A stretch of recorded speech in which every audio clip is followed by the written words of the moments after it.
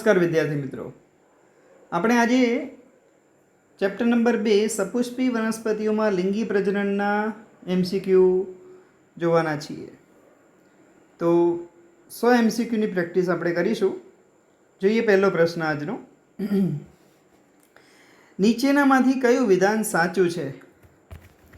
તો પહેલું વિધાન જોઈએ કે પરાગરજના બહારના સખત આવરણને અંત આવરણ કહે છે. તો આ વિધાન ખોટું છે. અંત આવરણ ના કહેવાય, પણ શું કહેવાય? એને બાહ્ય આવરણ તરીકે ઓળખાય છે. અને પરાગરજનું જે બાહ્ય આવરણ છે શેનું બનેલું છે? સ્પોરોપોલેનિનનું બનેલું છે. સ્પોરોપોલેનિન, બરાબર છે. પછી છે બીજું વાક્ય, બીજાણુજનક પેશી એ એકકીય હોય છે. તો બીજાણુજનક પેશી એ એકકીય નહીં હોય, પણ કેવી હશે? દ્વિકીય, 2n હોય છે. બરાબર, ઓકે. પછી ત્રીજું વાક્ય, એન્ડોથેશિયમ અથવા તંતુમય સ્તર લઘુ બીજાણુઓ ઉત્પન્ન કરે છે. તો તંતુમય સ્તર જે છે લઘુ બીજાણુઓ ના ઉત્પન્ન કરે. બરાબર, લઘુ બીજાણુઓ કોણ ઉત્પન્ન કરશે? તો જે લઘુ બીજાણુ પેશીના કોષો છે એમાંથી, બીજાણુજનક પેશીના જે કોષો છે એમાંથી પીએમસી બનશે, પોલન મધર સેલ, એટલે કે પરાગ માતૃકોષ અથવા લઘુ બીજાણુ માતૃકોષ બને, અને એમાંથી લઘુ બીજાણુ ઉત્પન્ન થતા હોય છે. તો ત્રણ વિધાનો ખોટા છે. ચોથું વિધાન તમે વાંચો તો પોષક સ્તર એ વિકાસ પામતી પરાગરજને પોષણ પૂરું પાડે છે. તો આ વિધાન એ સાચું છે. પોષક સ્તર નામ ઉપરથી જ ખબર પડે છે જે પરાગરજને પોષણ પૂરું પાડવાનું કાર્ય કરે છે. માટે જવાબ અહીંયા ડી આવવાનો છે. ઓકે, બીજો ક્વેશ્ચન લઈએ. ક્લેસ્ટોગેમીનો ફાયદો શું છે? હવે ક્લેસ્ટોગેમી શબ્દ ઇંગ્લિશ છે, એનું ગુજરાતી થાય સંવૃત પુષ્પતા. સંવૃત પુષ્પનો મતલબ એવો થાય કે જે પુષ્પો ક્યારેય ખીલતા નથી. જે પુષ્પો ક્યારેય ખીલતા નથી એવા પુષ્પોને આપણે શું કહેવાય? સંવૃત પુષ્પો કહીશું. બરાબર. તો હવે એનો ફાયદો શું છે? પહેલું છે વધુ જનનિક વિભિન્નતા ધરાવે છે. તો અહીંયા સમૃદ્ધ પુષ્પો હશે એટલે સ્વફલન જ જોવા મળશે, અને સ્વફલનના કારણે વધુ જનનિક ભિન્નતા એ નહીં થાય. બીજું છે વધુ સંખ્યામાં સંતતિ. તો આ પણ પોસિબલ નથી. પરાગવાહકોની જરૂર પડતી નથી. આ ફાયદો છે. આ ફાયદો એકદમ ચોખ્ખો દેખાય છે, કેમ કે સમૃદ્ધ પુષ્પો છે, પુષ્પ જે છે એ ખીલતા નથી. પુષ્પો ખીલે નહીં તો એમને જે પુંકેસર અને સ્ત્રી કેસર છે એ બંને એ બંધ પુષ્પની અંદર જ હોય છે. બરાબર, માટે અહીંયા પરાગવાહકોની જરૂર પડતી નથી. આ ક્લેસ્ટોગેમીનો ફાયદો છે. ઓકે, માટે સી જવાબ આવશે. મહાબીજાણુધાની કોની બરાબર છે? તો મહાબીજાણુધાની એને આપણે અંડક તરીકે પણ ઓળખવામાં આવે છે. મહાબીજાણુધાનીને અંડક તરીકે પણ ઓળખવામાં આવે છે. ઓકે, ચોથો પ્રશ્ન છે, તંતુમય ઘટકોનું કાર્ય શું છે? તો તંતુમય ઘટકો જે છે એ શું કામ કરે છે? તો જે પરાગ આપણે અંડક છે અને એની અંદર જે ભ્રૂણપૂટ આવેલું હોય છે, આ ભ્રૂણપૂટની અંદર જે કોષોની ગોઠવણી છે આ રીતે હોય: સહાયક કોષો, પછી અંડકોષ, દ્વિતીય કોષ કેન્દ્ર અને 3 પ્રતિધ્રુવીય કોષો. હવે આ જે સહાયક કોષો છે એની પાસે અહીંયા એ તંતુમય ઘટકો અથવા તંતુમય પ્રસાધન આવેલું છે. બરાબર, જ્યારે પરાગ નલિકા જે છે એ પરાગ નલિકાનું માં રહેલા જે નરજન્યુઓ છે એ આ તંતુમય ઘટકોની મદદથી આ પરાગ નલિકા જે છે એ અંડકની અંદર પ્રવેશ કરશે. એટલે એમ કહી શકાય કે પરાગ નલિકાના પ્રવેશનું માર્ગદર્શન આ તંતુમય ઘટકો અથવા તંતુમય પ્રસાધન કરે છે. ક્યાં આવેલા છે તંતુમય ઘટકો? તો સહાયક કોષોની અંદર આવેલા છે. એ આપણને ખ્યાલ હોવો જોઈએ. પછીનો ક્વેશ્ચન છે કે બજારમાં જે પરાગની ગોળીઓ છે એ ખાલી જગ્યા માટે મળી રહે છે, તો એ ખોરાકના પૂરક તરીકે મળે છે. બરાબર. પછીનો ક્વેશ્ચન છે, ગેઇટેનોગેમીમાં સંકળાયેલ હોય છે. ગેઇટેનોગેમીમાં શું હોય? તો ગેઇટેનોગેમી એટલે શું? તો અહીંયા વનસ્પતિ એક જ હોય, બરાબર, પણ એક પુષ્પની પરાગરજ એ જ વનસ્પતિના અન્ય પુષ્પ ઉપર જાય અને પરાગનયનની ક્રિયા થાય એને આપણે કહીશું ગેઇટેનોગેમી. તો પરાગરજ દ્વારા તે જ વનસ્પતિના બીજા પુષ્પનું ફલન થતું હોય એને આપણે ગેઇટેનોગેમી તરીકે ઓળખીએ છીએ. બરાબર, માટે જવાબ આવશે અહીંયા એ. ઓકે, પછીનો ક્વેશ્ચન છે આપણો, તાજા નારિયેળમાંથી મળતું નારિયેળ પાણી એ શું સૂચવે છે?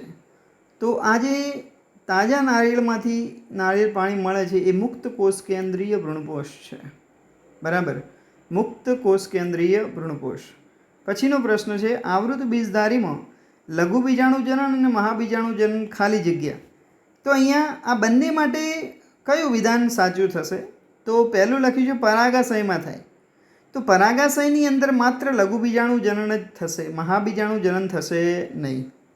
બીજું છે આગળ વિભાજન પામ્યા વગર જન્યુઓ ઉત્પન્ન કરે છે. તો આ પણ ખોટું છે. અહીંયા વિભાજન તો થશે જ અને પછી જન્યુઓ ઉત્પન્ન થશે. સી છે તેમાં અર્ધીકરણ સંકળાયેલ હોય. તો તમે જુઓ, લઘુ બીજાણુજનનની અંદર આપણે જોયું હતું, લઘુ બીજાણુજનન જે છે એમાં પણ અર્ધીકરણ દ્વારા જન્યુનું નિર્માણ થાય અને મહાબીજાણુજનનમાં પણ અર્ધીકરણ દ્વારા મહાબીજાણુનું નિર્માણ થાય છે. એટલે આ બંને ક્રિયાઓ છે જેની અંદર અર્ધીકરણ સંકળાયેલું છે. ઓકે, માટે સી જવાબ આવશે. ઓકે, ડી વિકલ્પ છે અંડકમાં થાય છે. હવે અંડકમાં શું થાય? માત્ર મહાબીજાણુજનન જ થાય, લઘુ બીજાણુજનન થશે નહીં. માટે આપણો જવાબ અહીંયા સી આવશે. પછી તંતુમય ઘટકો તેમનું વિશિષ્ટ લક્ષણ છે. તંતુમય ઘટકો કોનું વિશિષ્ટ લક્ષણ છે? તો સહાયક કોષોનું. સહાયક કોષોની અંદર તંતુમય ઘટકો આવેલા છે જે પરાગનલિકાના પ્રવેશનું માર્ગદર્શન કરતા હોય છે. પછીનો ક્વેશ્ચન છે, નીચેનામાંથી કયું અફલિત ફળ છે? તો ફલન વગર જે ફળ બનતું હોય એને આપણે અફલિત ફળ કહીએ છીએ, કેળું. બરાબર, અફલિત ફળ છે એટલે એવા ફળની અંદર બીજ જોવા મળશે નહીં. અફલિત ફળને આપણે પાર્થેનોકોર્પ પણ કહેવાય, પાર્થેનોકોર્પ તરીકે પણ ઓળખવામાં આવે છે. ઓકે, પછીનો પ્રશ્ન છે, ઘઉંના દાણામાં એક ભ્રૂણ મોટા ઢાલ આકારનું બીજપત્ર ધરાવે છે, તેને શું કહે છે? તો એકદળી વનસ્પતિની અંદર જે એક બીજપત્ર છે એને આપણે વરુથિકા તરીકે ઓળખવામાં આવે છે. તો અહીંયા ઘઉંના દાણાની અંદર જે ઢાલ આકારનું બીજપત્ર છે એને વરુથિકા તરીકે ઓળખવામાં આવતું હોય છે.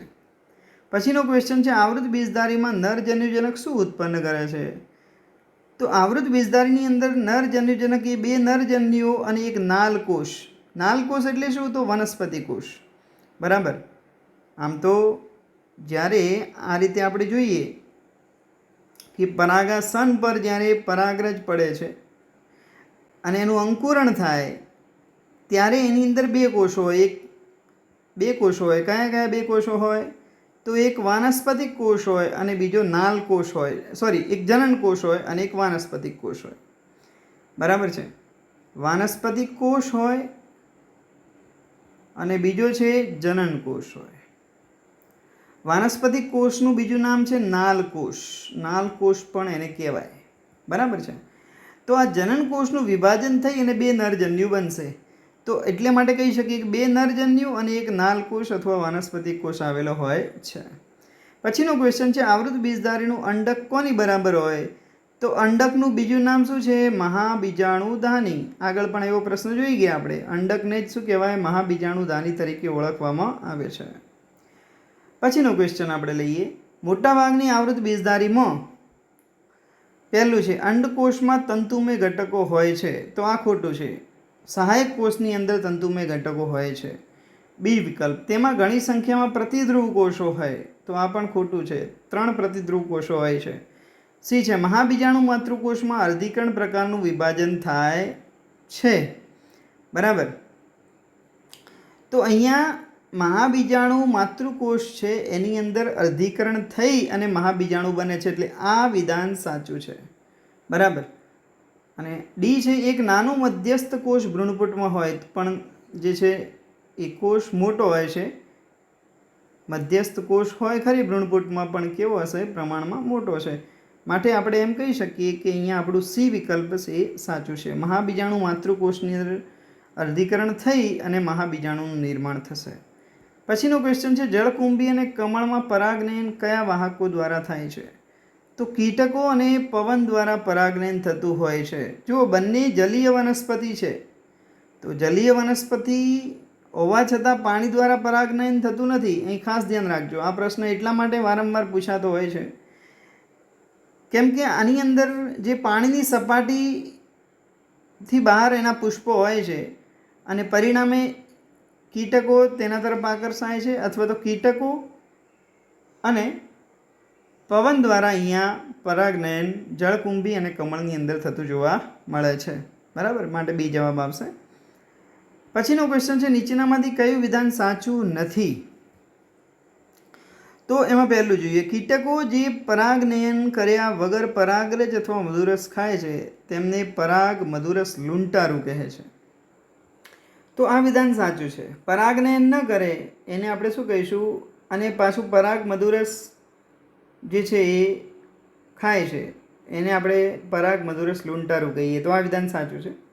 બીજું છે પરાગરજ અંકુરણ અને પરાગનલિકાની વૃદ્ધિનું નિયમન એ પરાગરજના રાસાયણિક ઘટક જે સ્ત્રીકસર સાથે આંતરક્રિયા કરે છે. તો આ પણ સાચું છે. કેટલીક વનસ્પતિની જાતિઓમાં કેટલાક સરીસૃપ પણ પરાગનયન કરતા હોવાનું નોંધાય છે. તો આ પણ સાચું છે. સરીસૃપ પ્રાણીઓ પણ પરાગનયન કરતા નોંધાયા છે. અને છેલ્લું છે ઘણી જાતિઓમાં પરાગરજ પુષ્પના સ્ત્રીકેસરના પરાગાસન ઉપર અંકુરણ પામી શકે છે પરંતુ ફક્ત તે જ જાતિની પરાગરજ જ પરાગવાહિનીમાં વૃદ્ધિ પામે છે. તો અહીંયા અન્ય જાતિની પરાગરજ પણ પરાગવાહિનીમાં વૃદ્ધિ પામી શકે છે એવી શક્યતાઓ આપણે છે એમ. બરાબર, તો આ વિધાન જે છે એ ખોટું છે અથવા તો સાચું નથી એમ આપણે કહી શકીએ. માટે ડી જવાબ આવશે. મકાઈના દાણામાં ના બીજપત્રને શું કહેવાય? તો એને વરુથિકા તરીકે ઓળખવામાં આવે છે. એકદળી વનસ્પતિનું જે બીજપત્ર છે એને આપણે વરુથિકા કહીશું. એ ઘઉંની અંદર હોય કે મકાઈની અંદર હોય. આગળ પણ આ રીતનો પ્રશ્ન આવી ગયો છે. પુંકેસર તંતુનો જે અગ્રછેડો છે એ કોની સાથે જોડાય છે? તો પુંકેસર તંતુનો જે અગ્રછેડો આપણે ક્યારે પુષ્પની આ રીતે જ્યારે આકૃતિ દોરીએ છીએ, બરાબર, તો તમે અહીંયા આ રીતે જ્યારે આપણે પુષ્પ દોરતા હોઈએ તો જે પુંકેસર દોરીએ છીએ એ આ રીતે આપણે દોરતા હોઈએ છીએ. તો સામાન્ય રીતે જે પુંકેસર છે એ એનો અગ્રછેડો છે ક્યાં હોય? તો અહીંયા, એટલે કે પુષ્પાસન અથવા તો જે દલપત્ર છે એ એની સાથે જોડાયેલો હોય છે એમ કહી શકાય. બરાબર, માટે સી જવાબ આવશે. પછીનો છે પ્રશ્ન, સપુષ્પ વનસ્પતિમાં ફલન વગર બીજ નિર્માણમાં કઈ પ્રક્રિયા સંકળાયેલી હોય છે? હવે ફલન વગર બીજનું નિર્માણ થાય એને આપણે અસંયોગી જનન કહીશું. આ અસંયોગી જનન માટે એક બીજું વાક્ય યાદ રાખવાનું છે કે અસંયોગી જનન એ અલિંગી પ્રજનન જ થશે. એક પ્રકારનું અલિંગી પ્રજનન છે કેમ કે એમાં નરજન્યુ અને માદાજન્યુ બંને જોડાતા નથી. બરાબર. બીજું એ લિંગી પ્રજનનની નકલ કરે છે. લિંગી પ્રજનનની નકલ કેમ શબ્દ વાપર્યો છે? કેમ કે અહીંયા બીજ બને છે અને બીજ એ લિંગી પ્રજનનની અંતિમ નિપજ છે. બરાબર, તો એક તો ફલન થતું નથી એટલે અલિંગી પ્રજનન છે, બીજ બને છે એટલે લિંગી પ્રજનન છે. તો એટલા માટે લખ્યું છે કે લિંગી પ્રજનનની નકલ એ અસંયોગી જનન કરતું હોય છે. બરાબર. પછીનો ક્વેશ્ચન છે નીચેનામાંથી કયું વિધાન સાચું નથી? તો પહેલું વાક્ય જોઈએ, પરાગરજનું બાહ્ય સ્તર સ્પોરોપોલિનનું બનેલું હોય. આ વિધાન સાચું છે. બાહ્ય સ્તર સ્પોરોપોલિનનું બનેલું છે. બીજું છે ઘણી જાતિની પરાગરજ તીવ્ર એલર્જી કરે છે. તો આ પણ સાચું છે. તીવ્ર એલર્જી એ પ્રેરે છે. પ્રવાહી નાઇટ્રોજનમાં સંગ્રહેલી પરાગરજ પાક સંવર્ધન પ્રોગ્રામમાં ઉપયોગમાં લઈ શકાય છે. આ પણ સાચું છે. અને ડી વિકલ્પ તમે જોશો, પરાગાશયના સ્ફોટનમાં પોષક સ્તર મદદ કરે છે. તો અહીંયા પોષક સ્તર મદદ ના કરે. પોષક સ્તર શું કામ કરે છે? વિકાસ પામતી પરાગરજને પોષણ પૂરું પાડવાનું કામ એ પોષક સ્તર કરતું હોય છે. માટે ડી આપણો સાચો જવાબ આવશે. પછીનો ક્વેશ્ચન છે બેવડું ફલન ખાલી જગ્યામાં જોવા મળે છે. તો બેવડું ફલન જે છે એ આવૃત બીજધારીની લાક્ષણિકતા છે. આવૃત બીજધારી માટે બીજો શબ્દ છે સપુષ્પી વનસ્પતિઓ એમ પણ આપણે કહી શકીશું. પછીનો ક્વેશ્ચન છે આવૃત બીજધારીમાં સક્રિય મહાબીજાણુ ખાલી જગ્યામાં વિકાસ પામે છે.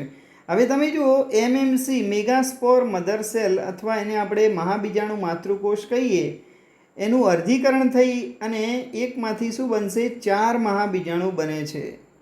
અને આ જે 4 મહાબીજાણુ બને છે એમાંથી 3 જે છે એ નાશ પામે છે અને એક એ સક્રિય મહાબીજાણુ બને છે. તો હવે અહીં પૂછ્યું છે સક્રિય મહાબીજાણુ, આપણે આની વાત કરીએ છીએ. આ જે સક્રિય મહાબીજાણુ છે એ કેમાં વિકાસ પામશે? તો સક્રિય મહાબીજાણુ 3 વખત સમવિભાજન પામી અને માત્ર કોષ કેન્દ્રનું જ વિભાજન થાય, કોષ રસનું વિભાજન થશે નહીં. અને આ રીતે 8 કોષ કેન્દ્રો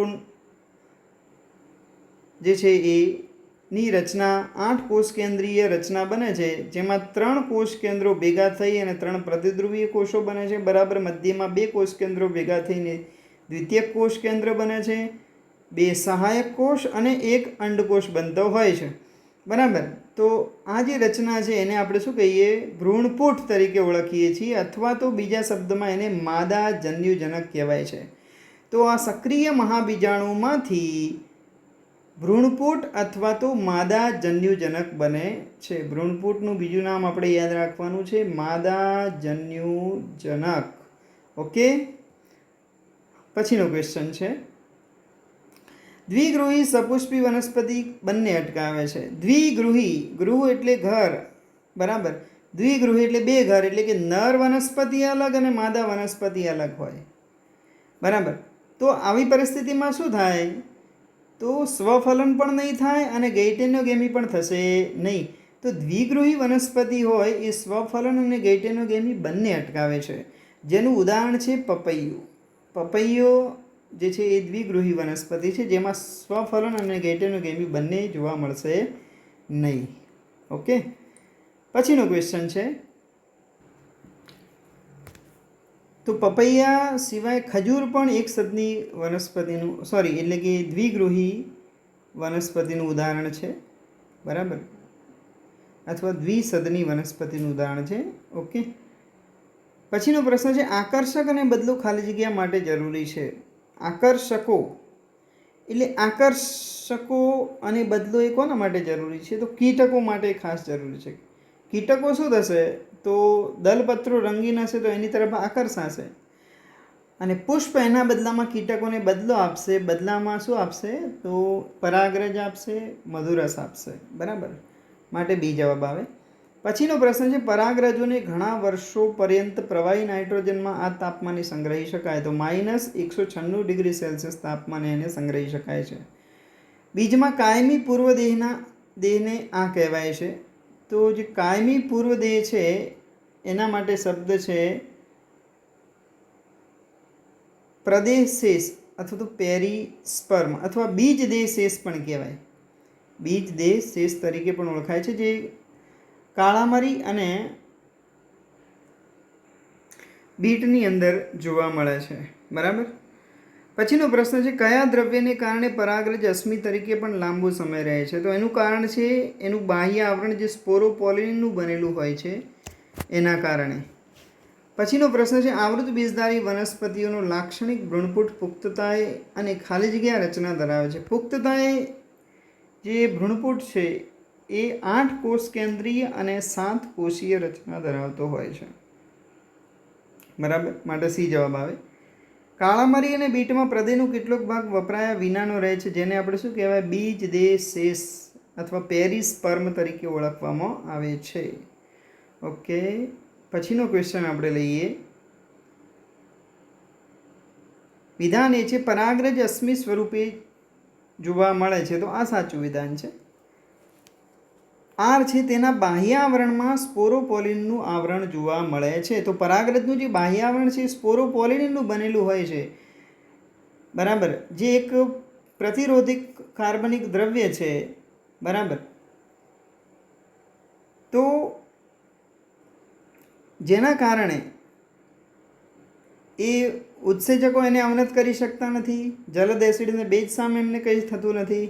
બરાબર, માટે પરાગરજ અશ્મિ સ્વરૂપે સચવાય છે. માટે બંને વિધાન એ અને આર બંને સાચા છે.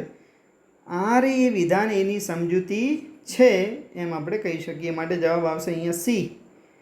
પછીનો ક્વેશ્ચન છે નીચે આપેલા વિધાનો પૈકી કયા સાચા છે?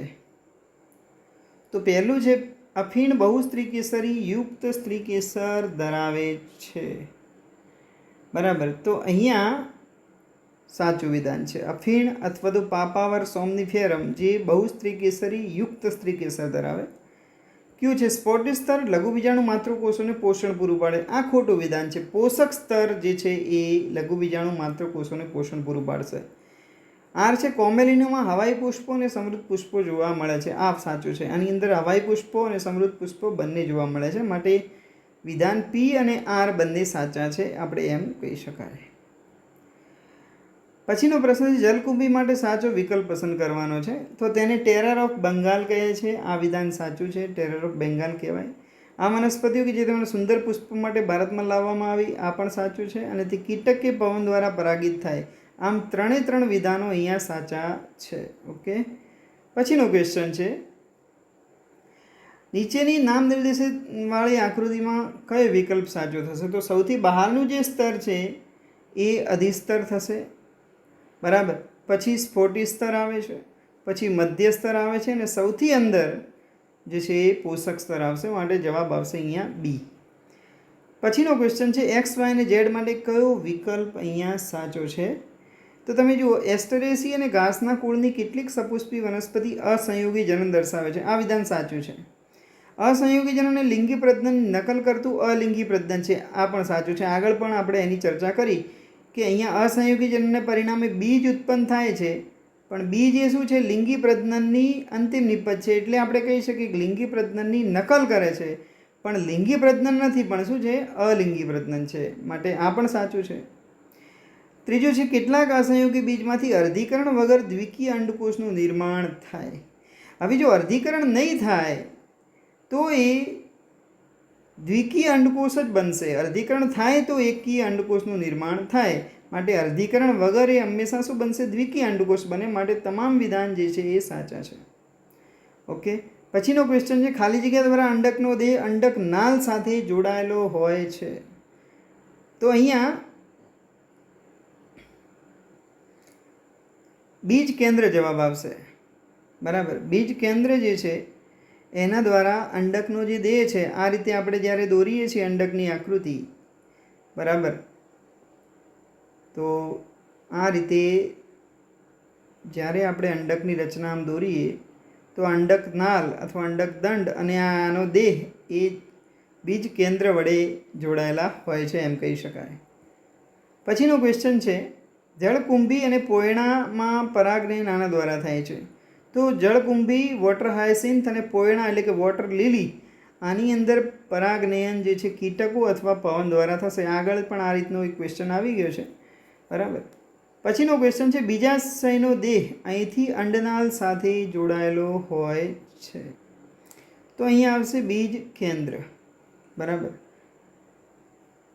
અહીંયા આપણે બીજાશયની જગ્યાએ અંડક શબ્દ વાપરવો જોઈએ. અંડકનો દેહ એ અહીંથી અંડનાલ સાથે જોડાય, જેમાં બીજ કેન્દ્ર કહીશું. વનસ્પતિના એ ભાગો જે બે પેઢીઓ એકની અંદર બીજા ધરાવે છે.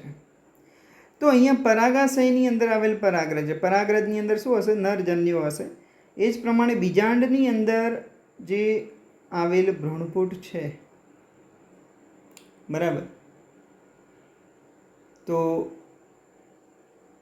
અહીંયા આપણે જોઈએ તો બે પેઢીઓ એકની અંદર બીજું ધરાવે. તો અહીંયા બીજાંડની અંદર જે ભ્રૂણપુટ આવે છે એની અંદર શું હશે? માદાજન્યુ હશે, અને ત્યાં નવી સંતતિ બનશે. બરાબર, તો એકની અંદર એક બીજી પેઢી નિર્માણ થશે. એ શેમાં થશે? તો બીજાંડની અંદર ભ્રૂણપુટની અંદર થશે. બરાબર છે, એમાંથી નવું બીજ બનશે અને એ બીજ પછી એક નવા છોડનું સર્જન કરશે, માટે અહીંયા જવાબ આવશે ડી. ઓકે, પછીનો ક્વેશ્ચન છે દ્વિદળી વનસ્પતિઓમાં પુષ્પો ધારણ કરે છે પરંતુ ફળ અને બીજ ધારણ કરતા નથી. હવે જો વનસ્પતિ પુષ્પ ધારણ કરે પણ ફળ અને બીજ ધારણ કરતી નથી, ઉપરોક્ત પરિસ્થિતિ માટે સૌથી શક્ય કારણ શું હોઈ શકે? તો અહીંયા શક્ય કારણ એ હોઈ શકે કે ભાઈ જે વનસ્પતિ છે એ દ્વિસદની હોઈ શકે. દ્વિસદની એટલે એકલિંગી એમ. અને એમાં પણ માત્ર નર પુષ્પો ધરાવતી વનસ્પતિ હોય, એટલે કે જેમાં ફક્ત પુંકેસર ધરાવતા પુષ્પો હોય, તો હવે પુંકેસર ધરાવતા પુષ્પો જે વનસ્પતિમાં હશે એના ઉપર જે છે એ ફળ કે બીજ બનશે નહીં. કેમ કે ફળ કે બીજ શેમાં બનશે? માદા પુષ્પોમાંથી બને છે. બરાબર. જે માદા પુષ્પો છે એનું જે બીજાશય છે ફળમાં ફેરવાશે, અંડક બીજમાં ફેરવાય, પણ નર પુષ્પની અંદર એવું થશે નહીં. એટલે વનસ્પતિ દ્વિસદની હોય, એટલે કે એકલિંગી હોય. બરાબર છે. માત્ર નર વનસ્પતિ હોય અને એના ઉપર ફક્ત પુંકેસરો જ હોય, તો એવી સ્થિતિમાં ફળ અને બીજ એમાં જોવા મળશે નહીં. માટે અહીંયા ડી જવાબ આવશે. પછીનો ક્વેશ્ચન છે આપણો, પુંકેસર ચક્રમાં તેની લઘુબીજાણુ દાનીની દિવાલની સૌથી બહારની બાજુએ અને અંદરની બાજુએ આવેલ પડ અનુક્રમે, તો અહીંયા સૌથી બહારની બાજુએ કયું પડ આવેલું છે? તો અધિસ્તર હોય. સૌથી બહારની બાજુએ શું હશે? અધિસ્તર જોવા મળે છે. બરાબર. અને સૌથી અંદર શું હશે? તો પોષક સ્તર હશે. માટે જવાબ આવશે અધિસ્તર અને પોષક સ્તર. ઓકે. પછી જોઈએ લઘુબીજાણુ જન્મ દરમિયાન અર્ધીકરણ આમાં થાય. અર્ધીકરણ શેમાં થશે? તો પરાગ માતૃકોષમાં થાય છે. પીએમસી પોલન મધર સેલ, એમાં અર્ધીકરણ થઈ અને પરાગરજનું નિર્માણ થતું હોય છે. પરાગ ચતુષ્ક બને છે અને એ પરાગ ચતુષ્ક એટલે એક પરાગ માતૃકોષમાંથી 4 પરાગરજનું નિર્માણ થતું હોય છે. કઈ ક્રિયા દ્વારા? અર્ધીકરણ દ્વારા. અને પરાગરજ કેવી હશે? એકકીય હશે.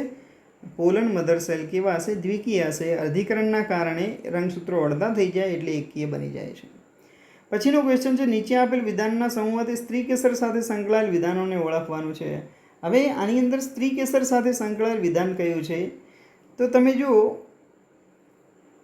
તો અહીંયા પરાગાસન, પછી અંડક, ભ્રૂણપુટ અને જરાયુ, આ ચારે ચાર જે રચનાઓ છે એ સ્ત્રી કેસર સાથે સંકળાયેલી રચનાઓ છે.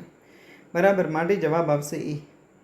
પછીનો ક્વેશ્ચન છે, અંડકના અંદરના ભાગથી શરૂ કરી અને અંડકના ભાગ જે છે ભાગોનો સાચો ક્રમ કયા પ્રમાણે થશે? એટલે અંદરથી શરૂ કરી અને બહાર સુધીના આપણે જો ભાગો જોઈએ તો કઈ રીતે થાય? તો આપણે અંડકની જ્યારે રચના દોરીએ છીએ એટલે શું થાય? અંદર જે છે ભ્રૂણપુટ હોય, આવી રીતે એમાં 3 પ્રતિધ્રુવ કોષો હોય, દ્વિતીય કોષ કેન્દ્ર હોય, 2 સહાયક કોષ હોય, 1 અંડકોષ હોય. બરાબર. એની બહાર શું હશે? પ્રદેહનો ભાગ હશે. પછી અહીંયા જે છે બીજાંડ છિદ્ર અથવા અંડ છિદ્ર હશે. આ અંડકાવરણો હોય અને આ રીતે એની આકૃતિ આપણે દોરતા હોઈએ છીએ. હવે તમે જુઓ, સૌથી અંદરથી લઈને બહારનું પૂછ્યું છે, અંદરના ભાગથી શરૂ કરીને. તો સૌથી અંદર જે છે અહીંયા અંડકોષ આપણે જોઈ શકીએ છીએ. અંડકોષ પછી અંડકોષ આવશે પહેલાં. પછી શું આવશે? આ જે ભ્રૂણપુટ છે એ આવશે બીજા નંબરે. ભ્રૂણપુટ. બરાબર. તો અંડકોષ પછી ભ્રૂણપુટ.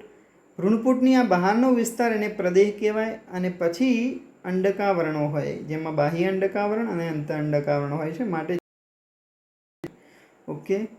પછીનો ક્વેશ્ચન છે, નીચે આપેલ વિધાનોમાંથી લાક્ષણિક માદા જન્યુજનક માટે સાચા વિકલ્પને શોધવાનો છે. લાક્ષણિક માદા જન્યુજનક એટલે શું? તો ભ્રૂણપુટ. બરાબર છે. તો એમાં સાચા વિધાનો કયા છે એ જોઈએ આપણે. તો પહેલું છે, પુખ્તતાએ 8 કોષ કેન્દ્રી અને 7 કોષીય રચના ધરાવે છે. આ વિધાન સાચું છે. વિકાસ દરમિયાન તે મુક્ત કોષ કેન્દ્રીય હોય. ખોટું છે. બરાબર. સોરી, અહીંયા સાચું છે. કેમ કે વિકાસ દરમિયાન એ કેવું હોય? મુક્ત કોષ કેન્દ્રીય હોય. જ્યારે એનો વિકાસ થતો હોય ત્યારે આપણે જોયું કે એક સક્રિય મહાબીજાણુ હોય, એમાં 3 વખત સમવિભાજન થઈ અને મુક્ત રીતે કોષ કેન્દ્રોનું વિભાજન થાય. બરાબર. કોષ રસનું વિભાજન થતું નથી.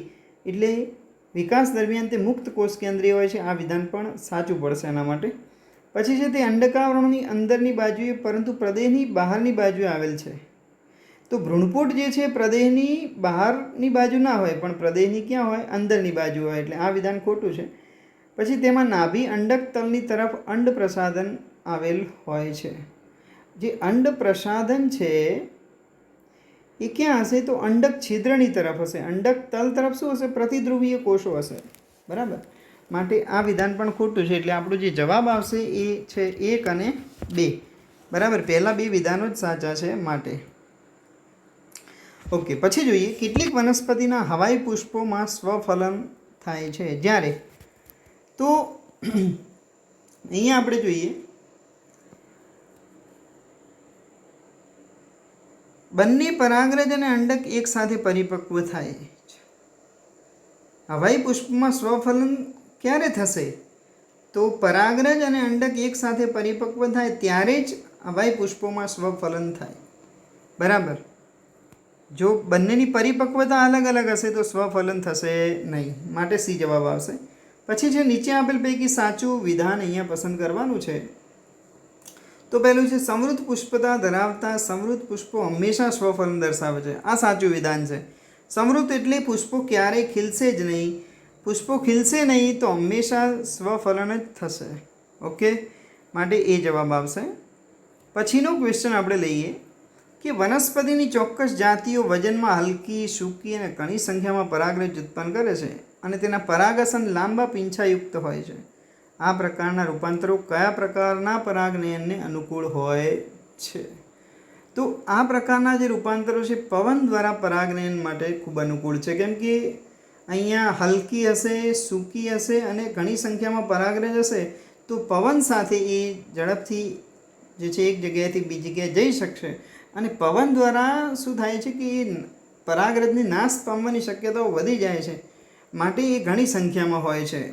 બરાબર, માટે ફલનની તક વધે છે. બીજું કે પરાગાસન લાંબા પીંછાયુક્ત હોય જેથી ઉડતી પરાગરજને એ જકડી શકતા હોય છે, માટે પવન દ્વારા જે પરાગનયન થાય છે એના માટે આ પરિસ્થિતિ વધુ અનુકૂળ છે. પછી જોઈએ નીચે આપેલ પરિસ્થિતિઓમાંથી જે સ્વફલન અને ગૈટનોગેમી બંને રોકે છે. સ્વફલન અને ગૈટનોગેમી બંને રોકે તો નર અથવા તો માદા પુષ્પો ધરાવતી દ્વિસદની જે વનસ્પતિ છે એ સ્વફલન અને ગૈટનોગેમી બંને રોકશે. કાં તો નર પુષ્પો હોય અથવા તો માદા પુષ્પો હોય એ ધરાવતી દ્વિસદની વનસ્પતિ હોવી જોઈએ. બરાબર, એ સ્વફલન અને ગૈટનોગેમી બંને રોકશે.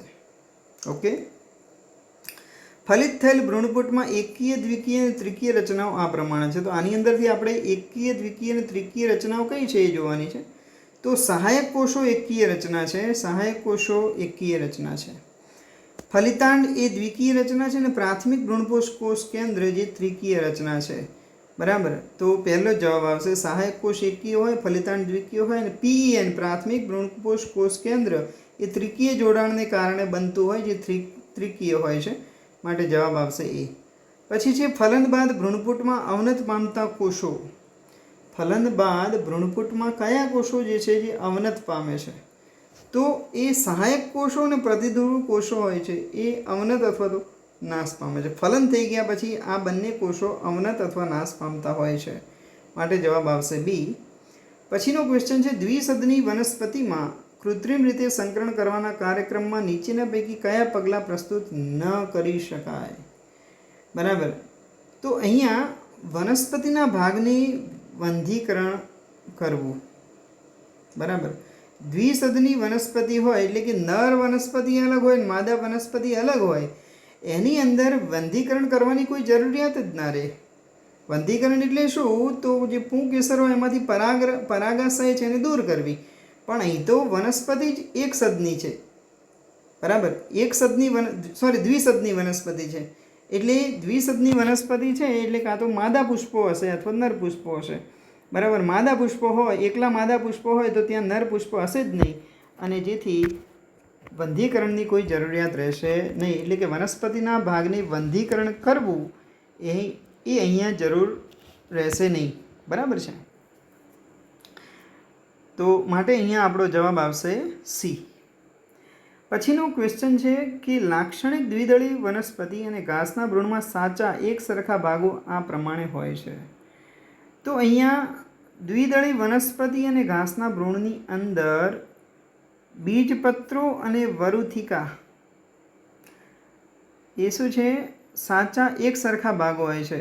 તો અહીં દ્વિદળી વનસ્પતિમાં જે છે એ બીજપત્રો કહેવાય અને ઘાસના ભ્રૂણની અંદર જે બીજપત્ર છે એને વરુથિકા કહેવાય. એટલે આ બંને બીજપત્રો જ છે, બરાબર, માટે એક સરખા ભાગો શું થશે, બંનેમાં બીજપત્રો અને વરુથિકા થશે, બરાબર. પછી છે કેટલીક વનસ્પતિઓમાં આ પદ્ધતિ જોવા મળે છે કે જેમાં લિંગી પ્રજનનાંગો ફલન વગર ભ્રૂણના નિર્માણ માટે વપરાય, તેને શું કહેવાય? તો અહીંયા ફલન વગર ભ્રૂણનું નિર્માણ થાય એને કહેવાય અસંયોગી જનન, બરાબર. આને આપણે શું કહીશું? અસંયોગી જનન તરીકે ઓળખીએ છીએ. પછીનો ક્વેશ્ચન છે, પુષ્પમાં જો મહાબીજાણુ માતૃકોષ અર્ધીકરણની પ્રક્રિયા વગર મહાબીજાણુ સર્જે અને મહાબીજાણુઓ પૈકી એક ભ્રૂણપુટમાં વિકાસ પામે ત્યારે તેના કોષ કેન્દ્રો, તો એના કોષ કેન્દ્રો કેવા હોય? તો અર્ધીકરણની પ્રક્રિયા નહીં થાય તો કોષ કેન્દ્રો જે છે દ્વિકીયના દ્વિકીય જ રહેશે. કેમ કે આપણે જોયું કે મહાબીજાણુ માતૃકોષ હોય એમએમસી, મેગાસ્પોર મધર સેલ, એમાંથી આ જે છે મહાબીજાણુ માતૃકોષ એ દ્વિકીય છે, પણ અર્ધીકરણ થઈ અને મહાબીજાણુ એકકીય બનતો હોય છે, બરાબર. પણ જો અર્ધીકરણ નહીં થાય તો એ કેવું રહેશે? દ્વિકીય રહેશે, બરાબર.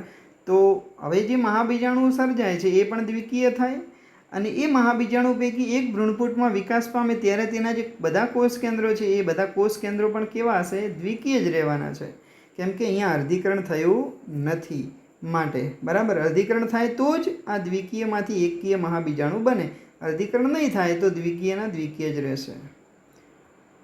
પછીનો ક્વેશ્ચન છે, બીજાશય ફલન વગર ફળમાં રૂપાંતર પામવાની પદ્ધતિને શું કહેવાય? બીજાશય જે છે એ ફલન વગર ફળમાં રૂપાંતર પામતું હોય છે, એને આપણે જે છે અહીંયા પાર્થેનોકોર્પી અથવા અફલિત ફળમાં રૂપાંતર એવું પણ કહીએ છીએ. પછીનો પ્રશ્ન છે, 256 પરાગરજનું નિર્માણ કેટલા અર્ધીકરણ કોષ વિભાજન દ્વારા કયા કોષોમાંથી થાય? તો એક તો પરાગરજનું નિર્માણ પરાગ માતૃકોષો પીએમસી, પોલન મધર સેલ, અથવા જેને આપણે લઘુબીજાણુ માતૃકોષ કહીએ છીએ એમાંથી થાય, બરાબર. હવે એક પરાગરજમાંથી એક આ પીએમસી હોય, એક લઘુબીજાણુ માતૃકોષ હોય, એમાંથી 4 પરાગરજ બને છે, બરાબર. એટલે 256 ભાગ્યા આપણે 4 કરી દઈએ તો આપણને જવાબ મળી જાય 64.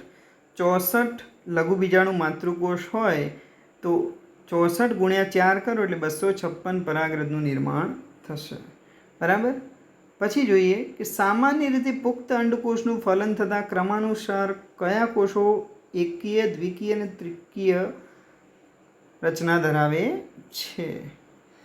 તો અહીંયા આપણે જોઈશું તો અંડકોષ એકકીય છે, દ્વિતીય કોષ કેન્દ્ર એ દ્વિકીય થશે, બરાબર.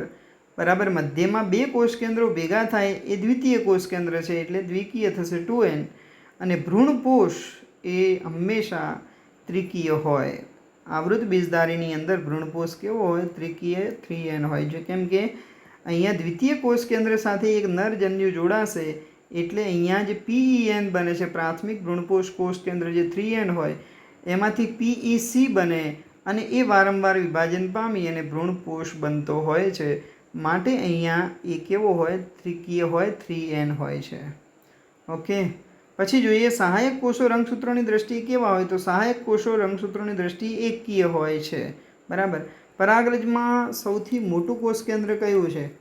તો જે પરાગરજની અંદર સૌથી મોટું કોષ કેન્દ્ર એ આપણે એમ કહીએ કે વાનસ્પતિક કોષ હોય એનું કોષ કેન્દ્ર, વાનસ્પતિક જે કોષ કેન્દ્ર છે એ સૌથી મોટું કોષ કેન્દ્ર થશે, બરાબર છે. પછીનો ક્વેશ્ચન છે કે નીચે આપેલ વિધાનોને સાચા ક્રમમાં ગોઠવવાના છે. તો અહીંયા તમે જોઈએ કે પહેલું છે પરાગરજ નર જનનકોષ અને નાલકોષ ધરાવે છે. જનનકોષ અને નાલકોષ એટલે કે વાનસ્પતિક કોષ ધરાવે છે. પછી છે જનનકોષના વિભાજનને અંતે 2 એકકીય પૂજન્યુ અથવા નરજન્યુ બને છે, માટે બીજું વિધાન આ થશે, બરાબર. પછી છે પૂજન્યુનો સહાયક કોષના કોષરસમાં પ્રવેશ થાય, એટલે જે બે પૂજન્યુ બને એમાંથી એક પૂજન્યુ ક્યાં, એટલે કે એ પૂજન્યુ ક્યાં જશે? સહાયક કોષના કોષરસમાં પ્રવેશ કરશે, બરાબર. એટલે આ પહેલું, આ બીજું, આ ત્રીજું, આવી રીતે કહી શકીએ ક્રમમાં. યુગ્મન જ બીજાણુજનક અવસ્થાનો પ્રથમ કોષ છે. બરાબર. એટલે એ નરજન્યુ સહાયક કોષની અંદર નરજન્યુ પ્રવેશે, એ નરજન્યુ અંડકોષ સાથે જોડાઈને યુગ્મન જ બનાવશે, જે બીજાણુજનક અવસ્થાનો પ્રથમ કોષ છે. બરાબર. અને એની પહેલાં સહાયક કોષ તૂટતા એક પૂજન્યુ અને એક અંડકોષનું ફલન થાય. એટલે આની પહેલાં આ આવશે. તો 3, 2, 1, 5 અને 4 સહાયક કોષનું તૂટે, એક પૂજન્યુ બને, એક અંડકોષ, એ બંને જોડાય અને પછી યુગ્મન જ બને, અને યુગ્મન જ લઘુ બીજાણુજનક અવસ્થાનો પ્રથમ કોષ છે. માટે આપણો જવાબ અહીંયા બી આવશે, જે સાચા વિકલ્પો રજૂ કરે છે. પછી આપણે જોઈએ પવન દ્વારા જે પરાગનયન થાય છે એ કરતી વનસ્પતિઓમાં પુષ્પની લાક્ષણિકતા કઈ છે? તો હંમેશા પવન અથવા પાણી દ્વારા પરાગનયન થતું હોય ત્યાં બે વસ્તુ આપણે ખાસ યાદ રાખવાની. એક તો રંગહીન હશે અને મધુરસ એ સર્જશે નહીં. બરાબર. આ બે બાબતો આપણે ખાસ ધ્યાન રાખવાની છે. તો અહીંયા પહેલું જે પુષ્પો મોટા, મીઠી સુગંધવાળા, રંગહીન. તો અહીંયા મીઠી સુગંધ આવી એટલે આ જવાબ નહીં આવે. પુષ્પો નાના, સુગંધવિહીન અને રંગીન. રંગીન આવ્યું માટે આ જવાબ નહીં આવે. પુષ્પ નાના, સુગંધવિહીન અને રંગવિહીન. પવન દ્વારા થતું હોય ત્યાં સુગંધની કોઈ જરૂર નથી, રંગની જરૂર નથી, માટે સી જવાબ આવશે. પછી છે દ્વિલિંગી પુષ્પમાં પુંકેસર અને સ્ત્રીકેસર જુદા જુદા સમયે પરિપક્વ બને તેને શું કહેવાય? તો નામ ઉપરથી જ ખબર પડે, પૃથક પક્વતા તરીકે એને આપણે ઓળખવું. પછી છે સમૃદ્ધ પુષ્પો શેમાં જોવા મળે છે? તો વાયોલા, ઓક્ઝલિસ, કોમેલિના આ બધામાં જોવા મળે છે. ઓક્ઝલિસ અથવા આબુટી પણ જેને કહેવાય છે. નીલમનો સૌથી મોટો કોષ જે અગ્રસ્તના સંપર્કમાં હોય તેને શું કહેવાય? તો અહીંયા એને અધોવર્ધક કોષ તરીકે ઓળખવામાં આવે છે. અધોવર્ધક કોષ આ જૂના સિલેબસની અંદર આ જે છે એ આવતું હતું. પછીનો પ્રશ્ન છે અનાવૃત બીજધારીમાં ભ્રૂણપોષ કેવો હોય? અનાવૃત બીજધારીમાં ભ્રૂણપોષ એકકીય હોય. આવૃત બીજધારીની અંદર ભ્રૂણપોષ ત્રિકીય હોય, 3n હોય. બરાબર. આપણે યાદ રાખવાનું છે. અનાવૃત બીજધારીમાં ભ્રૂણપોષ એકકીય હોય છે અને આવૃત બીજધારીમાં ભ્રૂણપોષ ત્રિકીય એટલે કે 3n હોય છે. પછી છે 10 પરાગરજ માતૃકોષના અર્ધીકરણ દ્વારા થતા વિભાજનની અંદર કેટલી પરાગરજ ઉત્પન્ન થશે? હવે 10 પરાગરજ માતૃકોષ હોય તો 10 ગુણ્યા 4 કરીએ, એક પરાગ માતૃકોષમાંથી 4 બને એટલે 10 ચોક 40 અહીંયા બનશે. માટે જવાબ આવશે સી. ઓકે. પછીનો ક્વેશ્ચન છે કે બીજને બદલે કોષો દ્વારા નવા છોડના પ્રજનનને શું કહેવાય? તો આને પેશી સંકરણ તરીકે ઓળખવામાં આવે છે. કોષો દ્વારા જે નવા છોડનું પ્રજનન થતું હોય બીજના બદલે એને પેશી સંકરણ કહેવાય. સાના જોડાણને બેવડું ફલન કહે છે?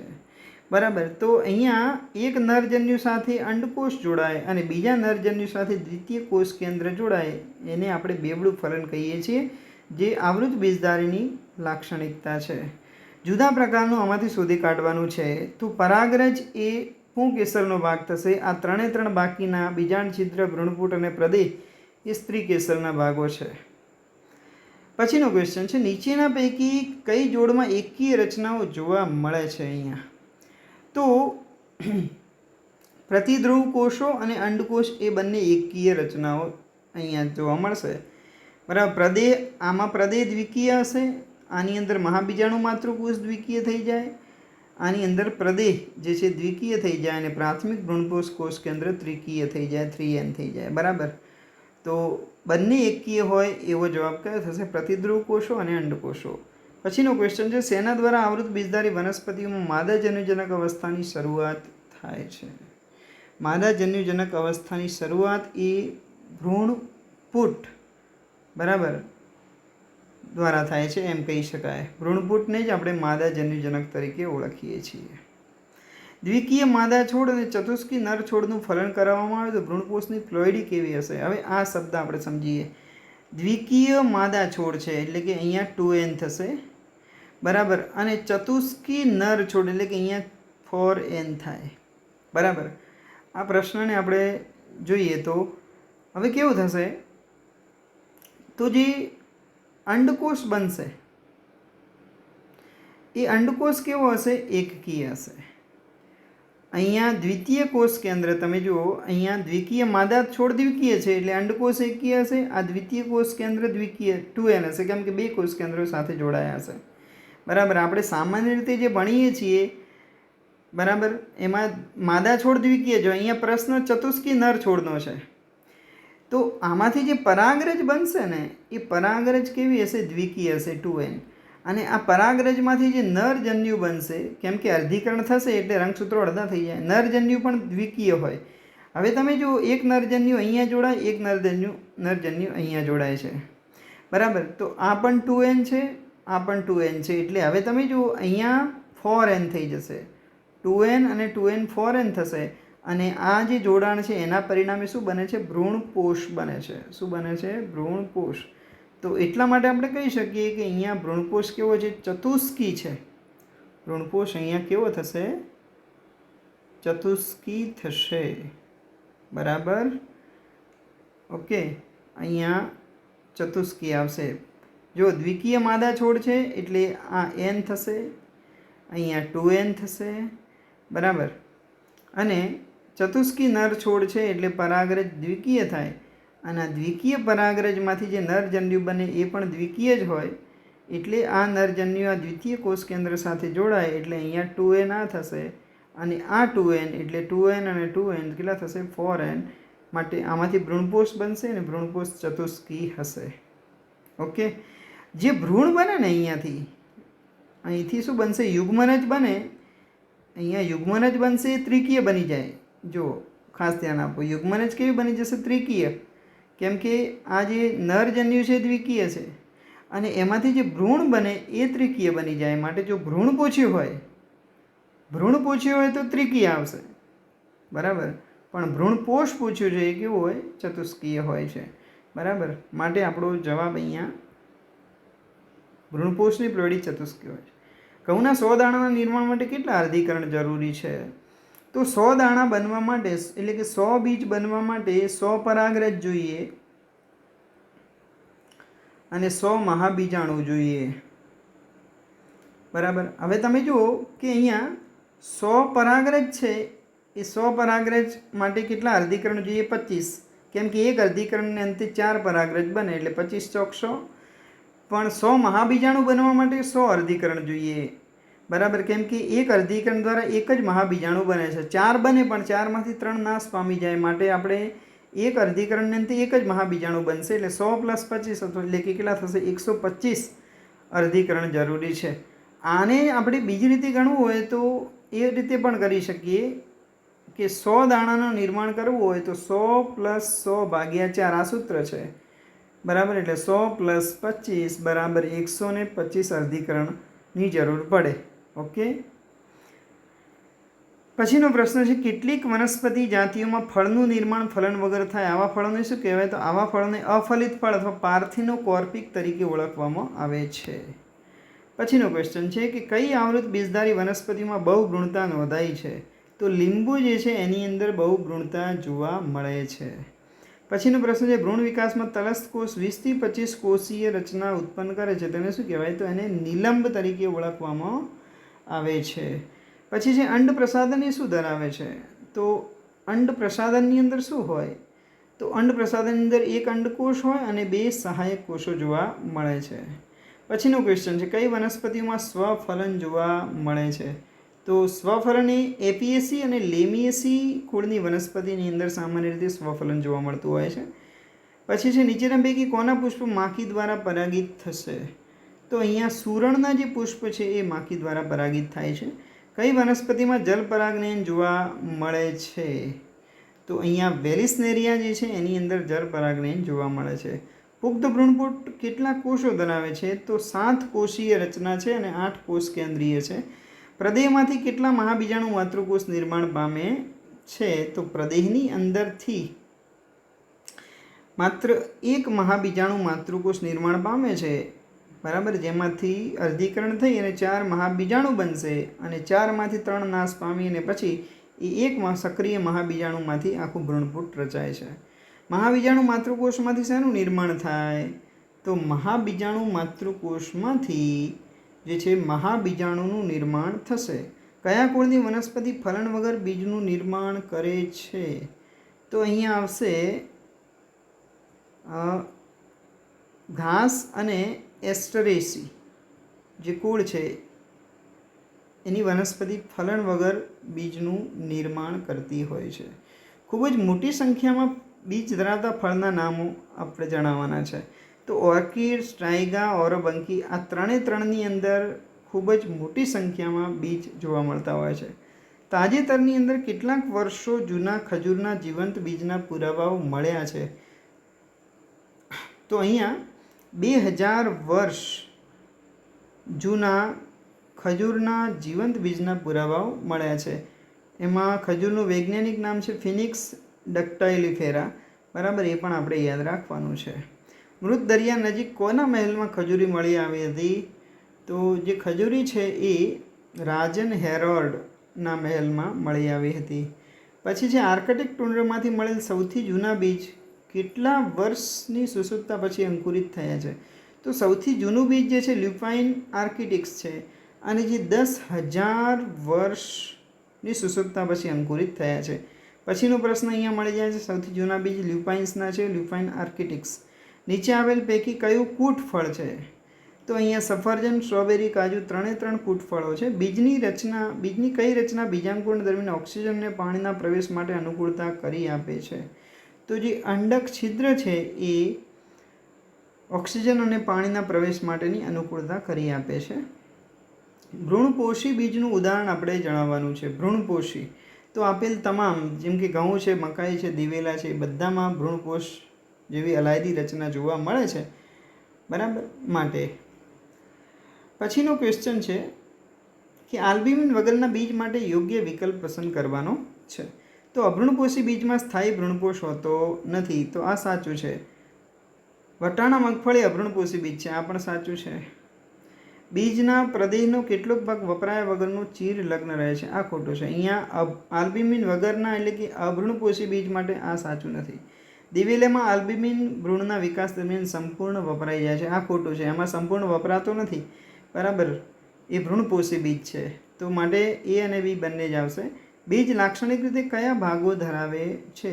તો બીજની અંદર બીજાવરણ હોય, બીજપત્ર હોય, ભ્રૂણધરી હોય. માટે આપેલ તમામ આવશે. આવૃત બીજધારીમાં ખાલી જગ્યાએ લિંગી પ્રજનનની અંતિમ નિપજ છે. તો બીજ એ લિંગી પ્રજનનની અંતિમ નિપજ છે. ઘાસના ગોળમાં આવેલ બીજપત્રને શું કહેવાય? તો વરુથિકા તરીકે ઓળખવામાં આવે છે. પછીનો ક્વેશ્ચન આપણે લઈએ કે દ્વિદળી વનસ્પતિમાં બીજપત્રોની નીચેનો ભ્રૂણધરીનો વિસ્તાર અધ્રાક્ષ એ શેમાં પરિણમે છે? તો એ આદિ મૂળમાં પરિણમે છે.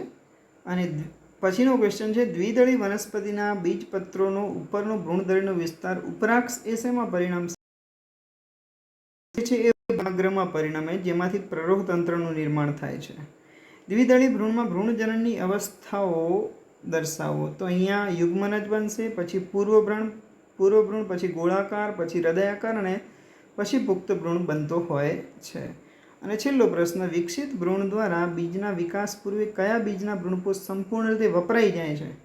તો જે કઠોળ વર્ગની વનસ્પતિ છે એ બધી જ ની અંદર આવું જોવા મળે છે. બીજના ભ્રૂણપોષ સંપૂર્ણ રીતે વપરાઈ જાય એટલા માટે એમને અભ્રૂણપોષી તરીકે ઓળખાય છે. માટે આપેલ તમામ આવશે અહીંયા. તો મિત્રો અહીંયા આપણે ચેપ્ટર 2ના 100 ક્વેશ્ચન્સ આપણે જોયા. બરાબર છે. ફરીથી મળીશું નવા વિડીયો સાથે. આવજો મિત્રો.